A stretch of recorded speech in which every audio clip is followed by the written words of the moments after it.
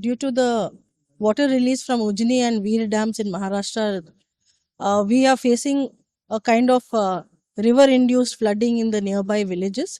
As a precautionary measure, we have already nominated taluk and district level officers at a village-wise level so that they can go and do the watch and ward and the awareness and preventive activities. We have also conducted both.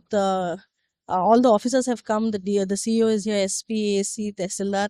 All of us together have already conducted a meeting with all the VAOs and PDOs and all the local officers of all the departments concerned, so that sufficient precautionary measures are taken up, and that we will not face any sort of life loss or major material losses can be averted.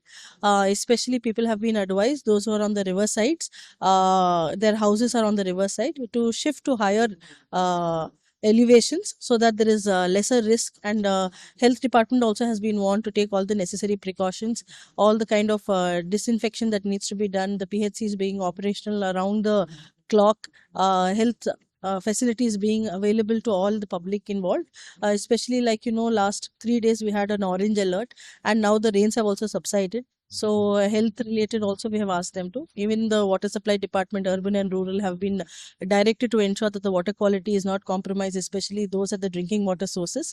All the necessary measures are being taken up from Sonna barrage up till Deval Gangapur, Ghatarga, Kollur, Shamshawad. All of these MI, that is the minor irrigation department, KNNL, KBJNL, everybody, all of the engineers are also here. We have had a coordination meeting. We will be ensuring that the flow and inflow and the outflow is properly coordinated so that the public and citizens are affected to the least possible extent.